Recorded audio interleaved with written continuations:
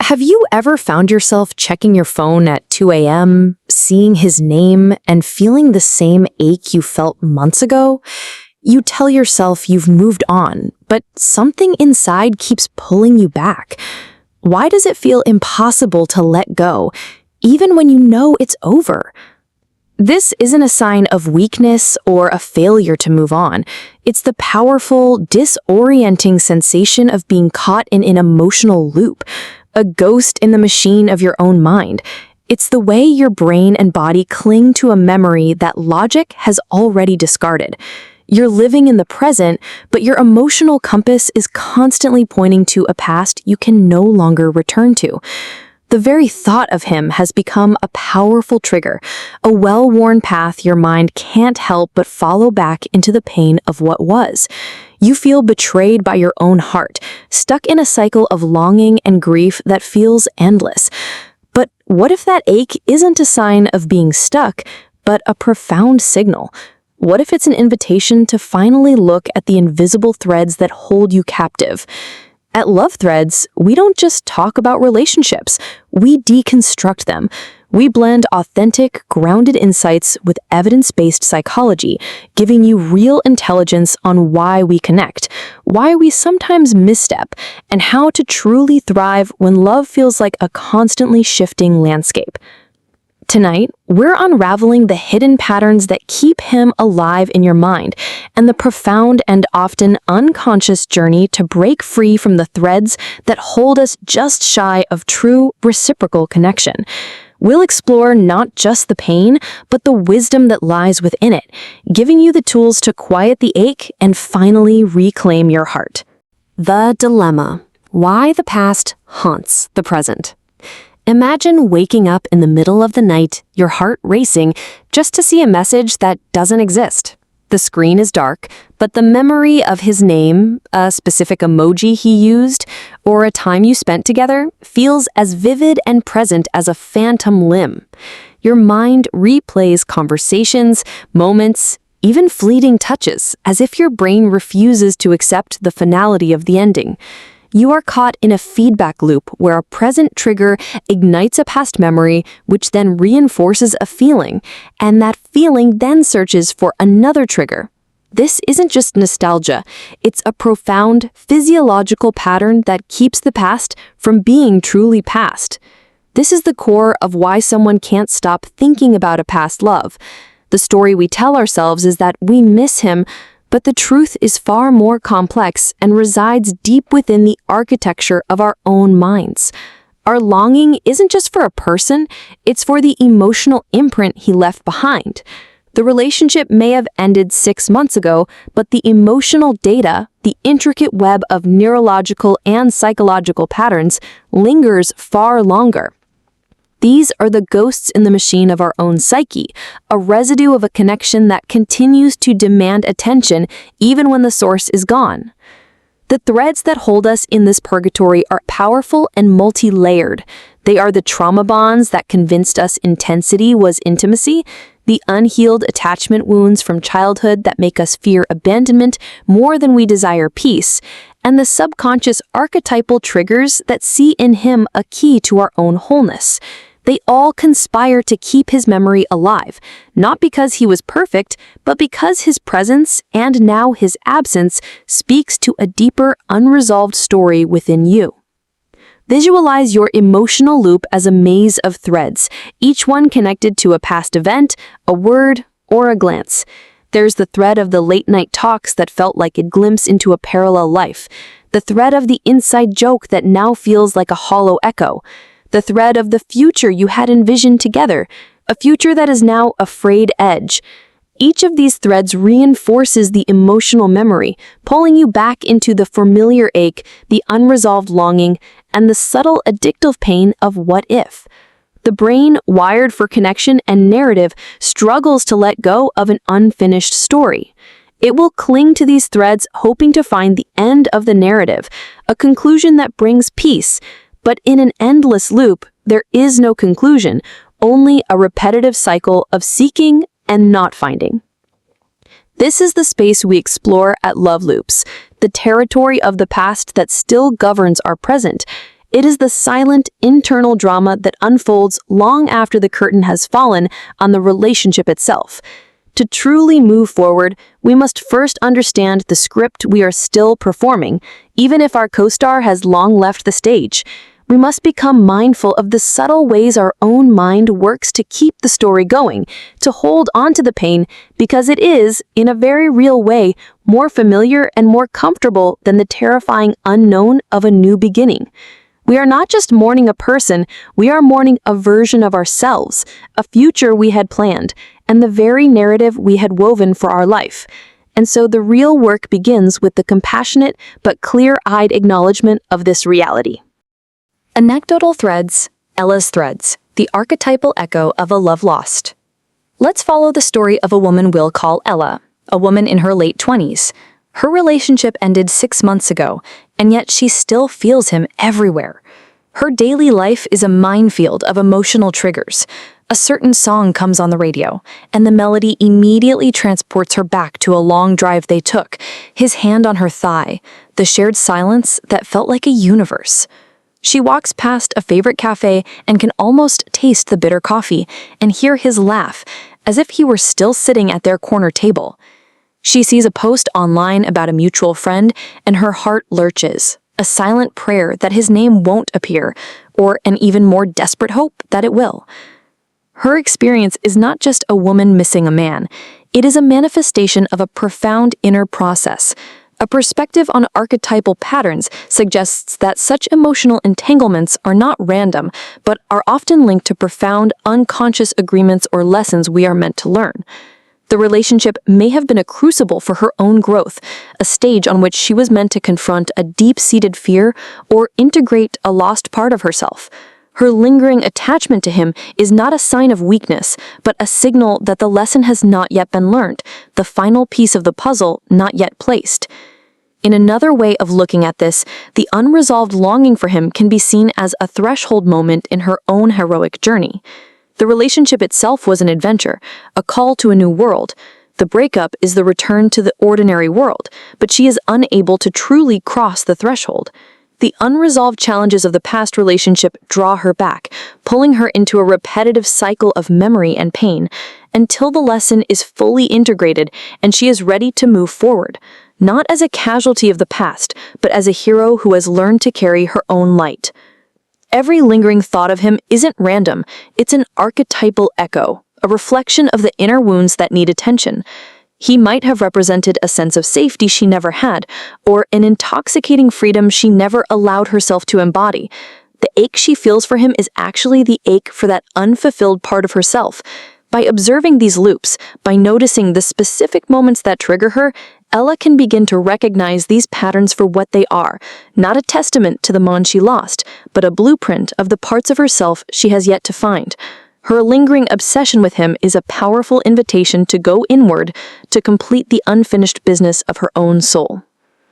But there's one psychological trick your mind plays that keeps him alive in your thoughts, and most people never notice it. This isn't just about memory. It's about a specific cognitive bias that ensures the very things we are trying to forget become the most vivid, most persistent thoughts in our minds. It's an illusion of presence created by the brain's attempt to resolve a conflict. The echo chamber of memory.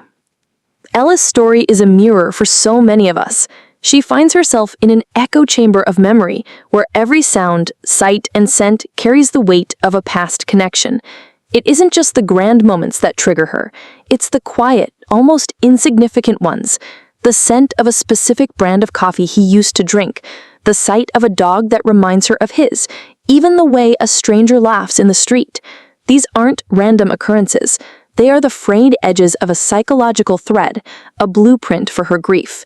Her heart lurches not just for him, but for the entire world they once built together. The narrative she carries, of a love that felt like home, is so powerful that her mind will seek out any and all evidence to prove it once existed. This isn't a flaw in her character, it's a profound, archetypal process.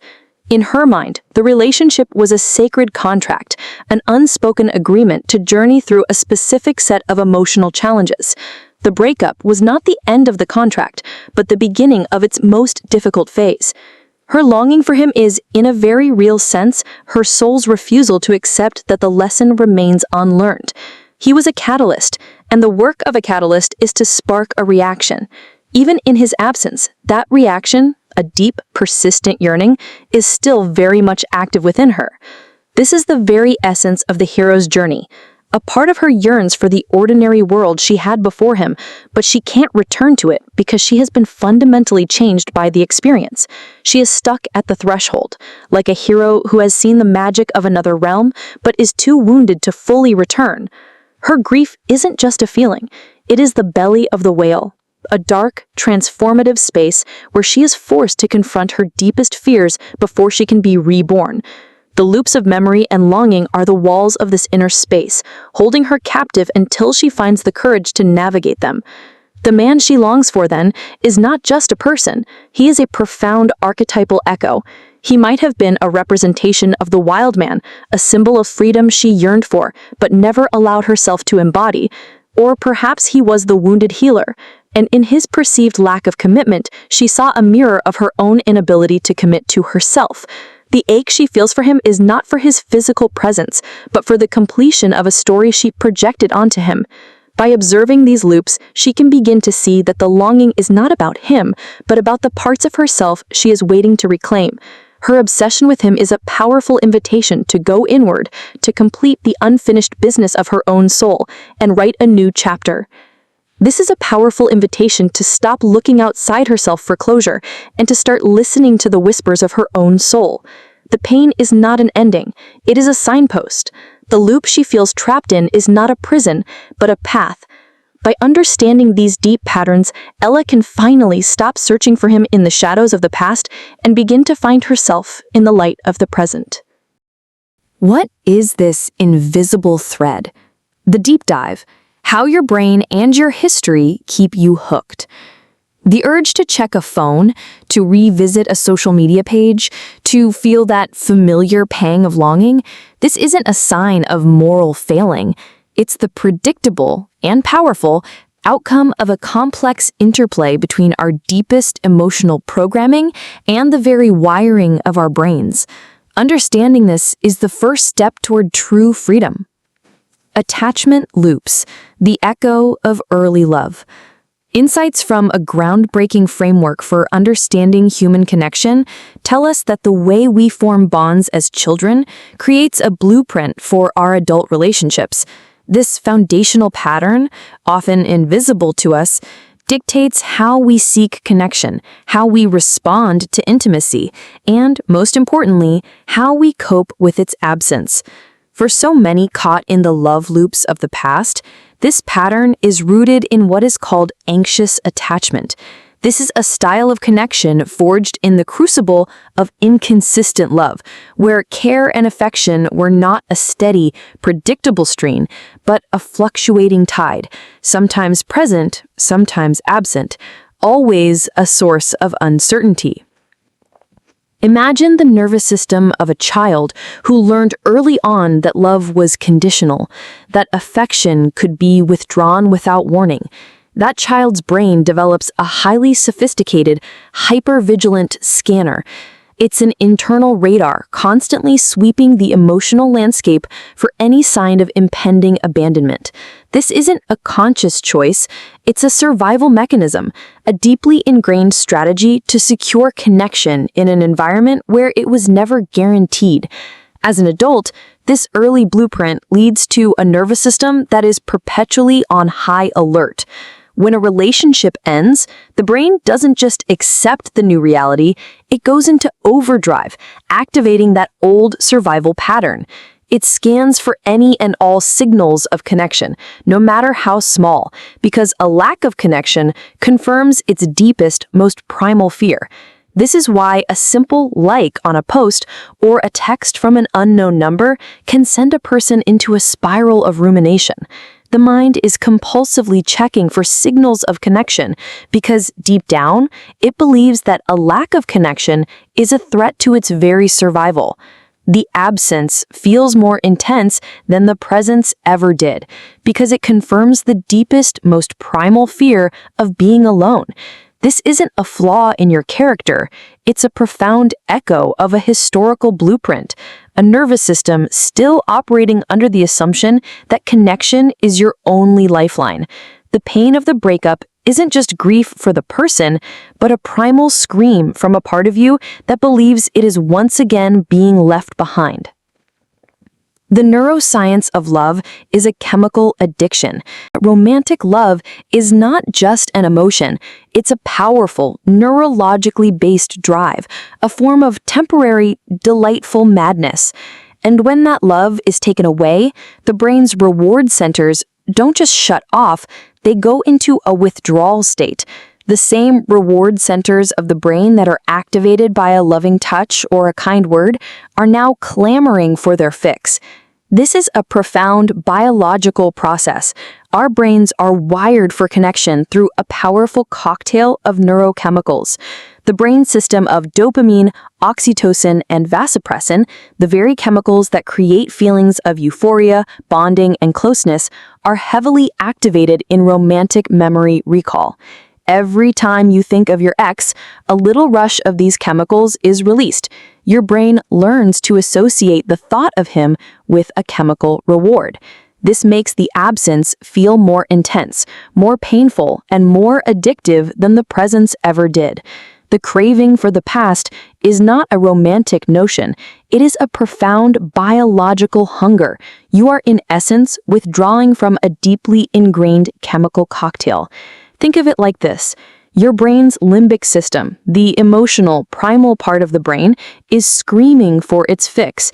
Meanwhile, your prefrontal cortex, the logical, rational part of your brain, is trying to tell it that the source of that fix is gone.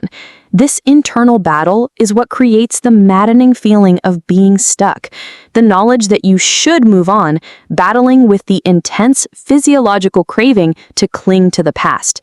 The act of checking a social media page or rereading an old text provides a momentary but ultimately destructive dose of dopamine. It's a temporary relief that only reinforces the loop, strengthening the addiction rather than breaking it. True freedom comes from understanding this chemical reality, recognizing the craving for what it is, and consciously choosing not to feed the addiction.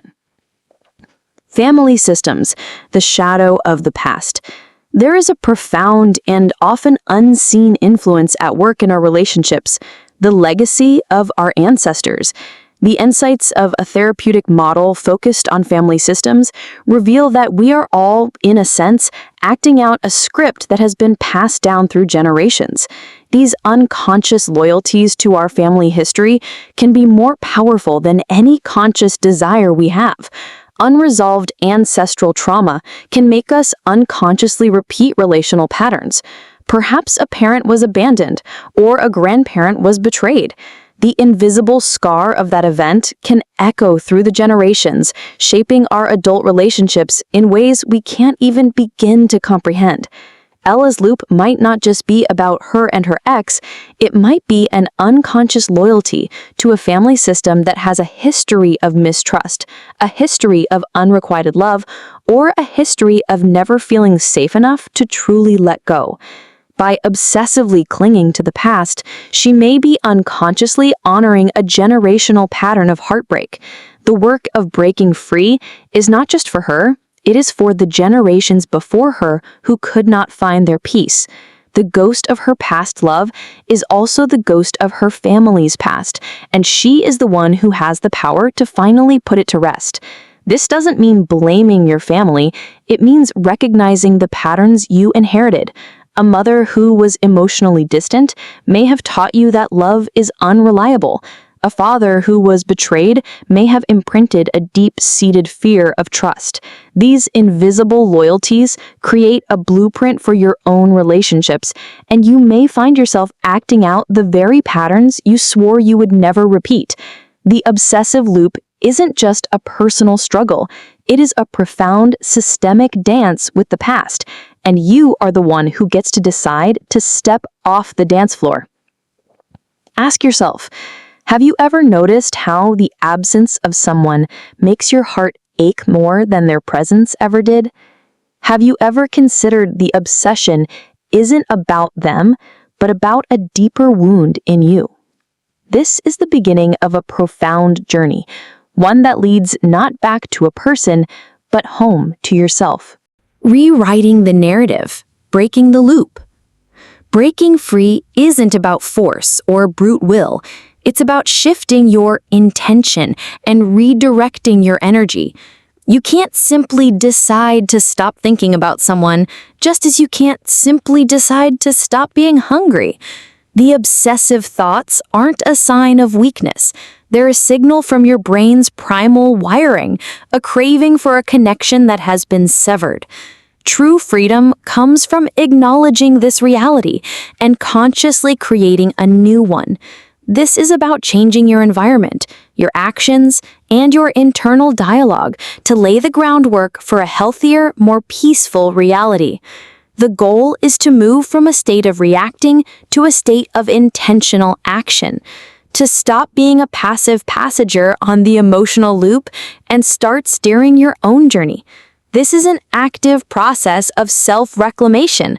It requires you to treat your healing not as a passive wish, but as a deliberate and courageous act. Every choice you make, no matter how small, becomes a vote for your future self over your past wounds. This is the work of transforming a deep-seated longing into a powerful, personal purpose. Digital detox and mindful boundaries. The first and critical step is to take control of your environment.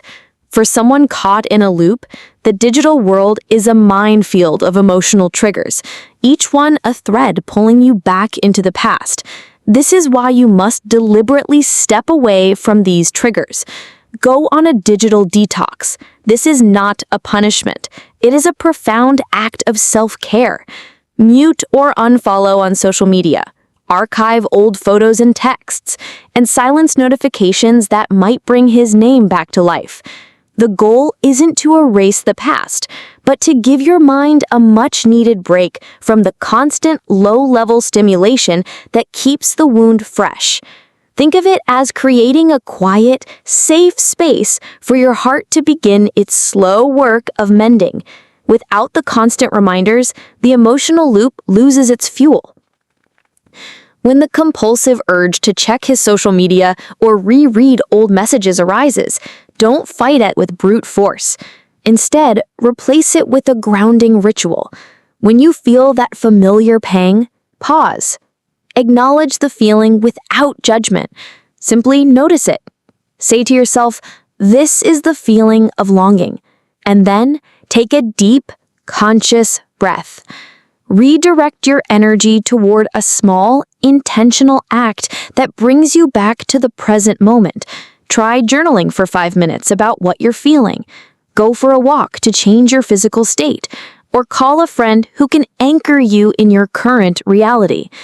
The brain needs a new pathway, a new script to follow. Every time you choose a new constructive action over the old destructive one, you are weakening the old loop and strengthening a new, healthier one. You are, in effect, rewiring your own brain and teaching it that you are a reliable source of safety and comfort.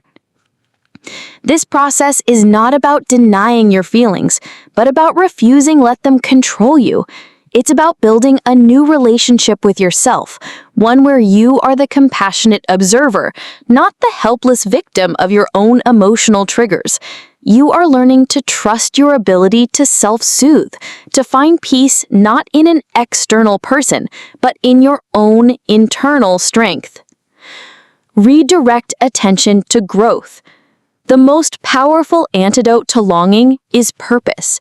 When a relationship ends, it leaves a void, and the brain, in its desperate need for connection, will try to fill it with the memory of the person who once occupied that space.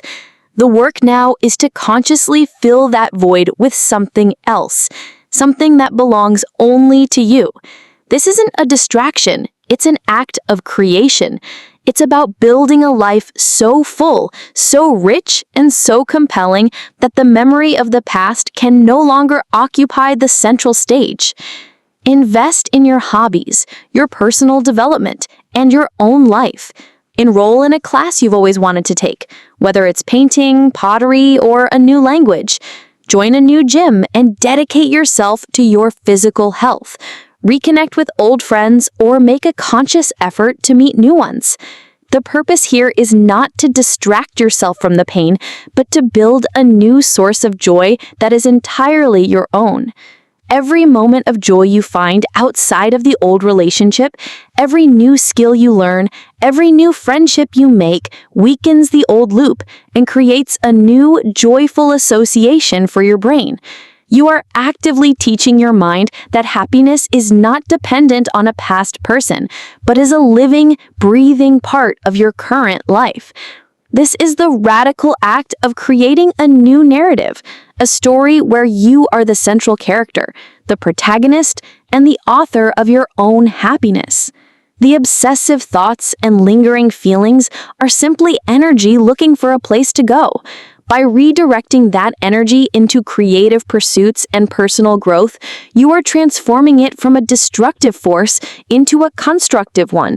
You are taking the longing and turning it into art, the sadness into wisdom, and the emptiness into a new foundation for your future. This is how you build a life so compelling that the past, instead of haunting you, becomes a valuable lesson on your journey. Closure rituals. The final strategy is to give your mind the closure it is so desperately seeking. When a relationship ends, we are often left with a narrative full of loose ends, unspoken words, unanswered questions, and a feeling of incompleteness. Our minds, which crave order, will work tirelessly to try and tie up these loose ends, leading to endless rumination. You can provide this closure for yourself through a closure ritual. Write a letter to him that you will never send.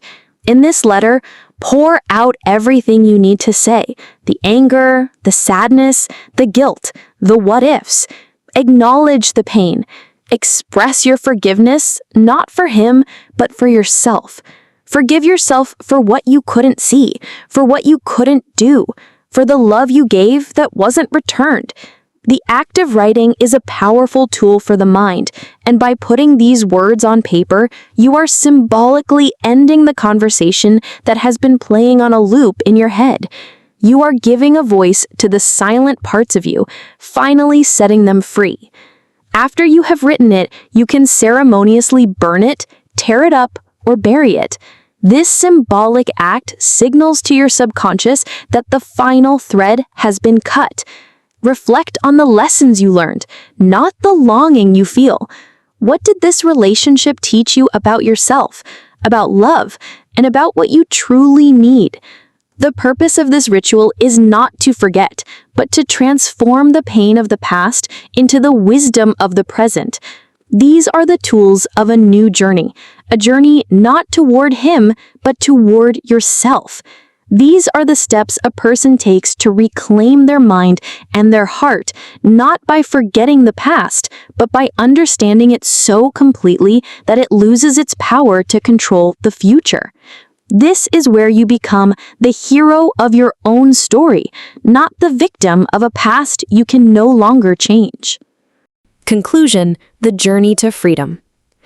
The truth is, letting go isn't just about him, it's about reclaiming your mind and your heart. The emotional loop that keeps you tied to the past is a powerful yet ultimately fragile illusion. Your mind is a magnificent storyteller, but it can get stuck on a single narrative, replaying the same scenes of what was, what could have been, and what went wrong. Understanding this isn't a passive observation. It's the very action that weakens the loop's hold. Each time you recognize a trigger or a repetitive thought for what it is, a ghost of a feeling, a frayed thread of a memory, you begin to pull back your power. This is the very essence of choosing freedom. It's not one grand dramatic decision, but a series of small, courageous acts performed every single day. It's the conscious choice to pause before you check his social media, the deliberate act of journaling instead of ruminating, and the gentle discipline of redirecting your energy toward your own growth. This is how you stop being a passenger in your own life and start steering your own journey. If you've recognized yourself in this story, you've already taken the most important step. Now it's time for action.